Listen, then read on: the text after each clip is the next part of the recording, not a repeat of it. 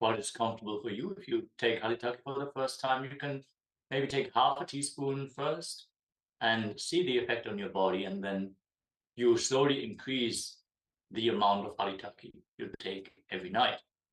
You take it with a glass of water just before going to sleep, or at least after your last meal. Make it the last thing you consume through your mouth. Nothing should be eaten after you take Haritaki. That is the optimal way it can have the most effect. You can also brush your teeth with Haritaki. Just apply it on your toothbrush and brush your teeth normally. It will heal your gums intensely. And anyone who has ever brushed their teeth with Haritaki, they will experience the sweetness of Haritaki if you keep it in your mouth long enough. And then when the Haritaki leaves the mouth, it will leave behind a very pleasant sweetness, which is something to experience. So you can order Haritaki online. Just make sure you get it organic. That is important. You don't want it mixed with anything else. Haritaki, as Swamiji has mentioned, is also a part of Tripala, which is the Ayurvedic all-rounder. It's the basic medicine for all kinds of ailments. It is Haritaki and two other relatives of Haritaki mixed together to balance all the doshas. Swamiji specifically recommends to take a lot of Haritaki every day, every night before going to sleep, as part of our spiritual routine, our cleansing. He says that the body cleansing is 80% of our path to enlightenment. Now that we learned that Haritaki can remove even the parasites, the powerless inner image of ourselves, it is able to detox. After all these are only physical residues in our body.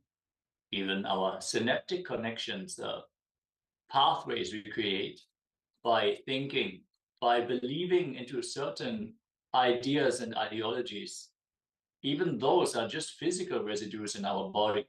Flushing those out, Haritaki will surely support us, enabling us to go to the next level. Thank you so much. I can see other people having their cameras turned on. Make sure you keep your camera turned on throughout all the sessions. That is a security measure. Thank you all for sincerely participating in the process. And I hope you had a blissful experience. With this, the Supreme Pontiff of Hinduism says, always when you do completion, when the completion happens in you, a power manifests. The power of Paramashiva opens up in you. So let us take this process as the transition for the next session, which is going to be the power manifestation session. In today's power manifestation, we are manifesting the power of consciousness over matter, as revealed in the Vedic scriptures, practiced by the sadhus, the yogic rishis, and by various of the superconscious mutants all over India, and nowadays all over the world, since the Supreme Pontiff of Hinduism is initiating everyone who is willing to receive the initiation. Consciousness over matter is the power of oneness manifesting by moving the physical objects, but not only physical object, also our thought currents and even people, making people behave exactly the way that we wanted just by the power of thought, as all the Shaktis we are manifesting are coming from the space of oneness. They are not coming through our efforts. They are not siddhi. Siddhi means you have done a certain amount of tapas. You have been, for example, some of the tapasvis, they stand on one leg or they raise their arm up and hold it up for 20 years through the intense tapas, the spiritual austerities. They manifest siddhi. The difference between Siddhi and Shakti is that the simple initiation from the living avatar, as he has mastered the science, he can just awaken the Kundalini Shaktinas, activate and mirror the circuits that are required for the power manifestation to happen, and he can just take it and insert it into our being and make us manifest the same thing. Like, for example, let's say you have a laptop, you have a PC, but you don't have access to the internet. All of a sudden, someone comes with a hard disk with all the movies and certain apps, the installers which you require to unlock the programs on your PC. See, if you don't have internet connection, you can only use your PC with the pre-installed functionalities.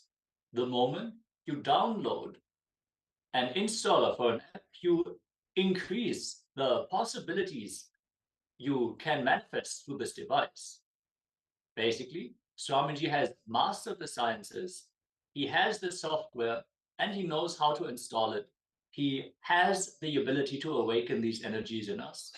And he understands our internal software. He knows how to decode and do the virus scan, remove all the blockages, all the nonsense, clear our hard disk, make space for the powerful cognitions to manifest in our inner space. So let us, after this intense process for Kundalini awakening, Guruji Agora Shivam says, great session. Thank you, Nithyananda. Great that you enjoyed the session. Make this as your lifestyle.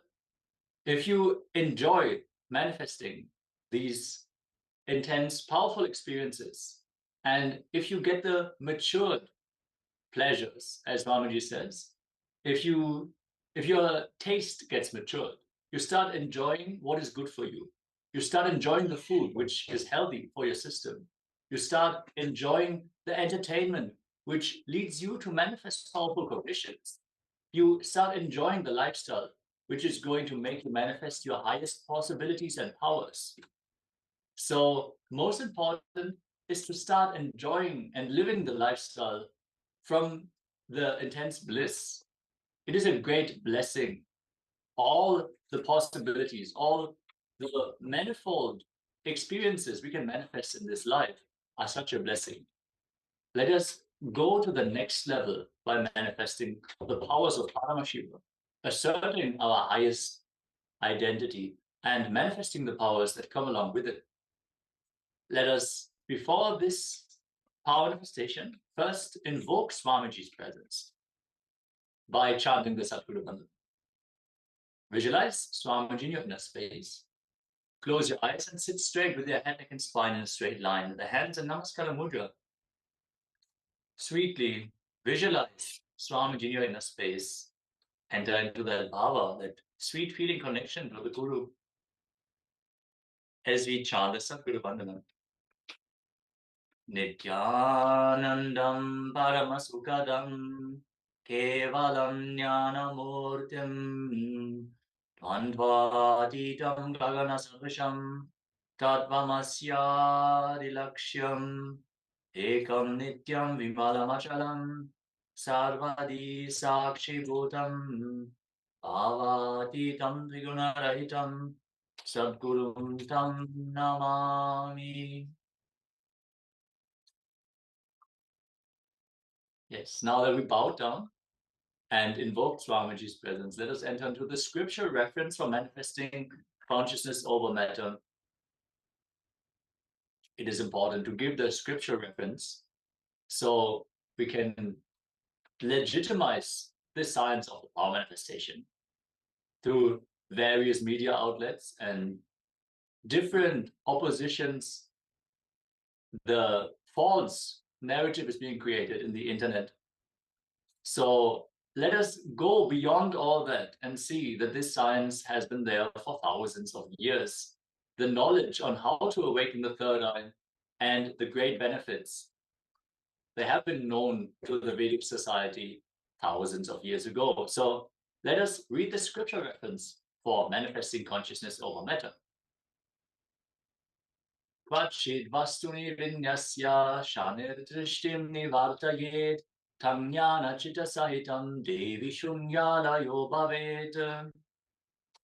Having fixed one's eyes on a particular object, vastu, one should slowly withdraw the sight from that object as well as slowly eliminate the knowledge of that object along with the thought and impressions of it.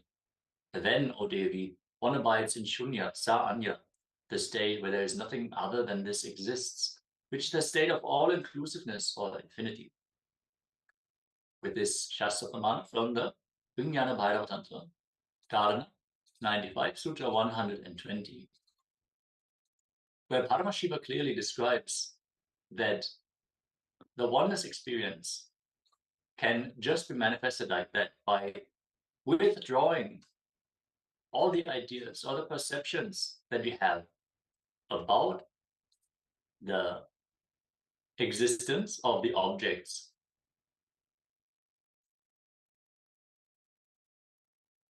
Manifesting the oneness experience, which is the ultimate reality.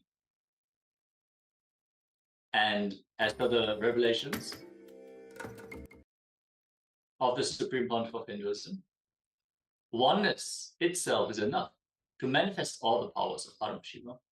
It is from oneness that all the Shaktis manifest. So let us now enter to the next round of the power manifestation. We are going to continue the power of consciousness over matter with the next step, which is moving the coconut, moving the object to the right. Now we are going to go one step further in the power manifestation. We're not just going to roll the object, whatever object we are using. You can use a coconut if you have it available, but any round fruit like apples or oranges, lemons, or a round stone or ball, anything which you have available, which you can comfortably hold in your hand. We're going to the next step by declaring the direction in which it is supposed to move.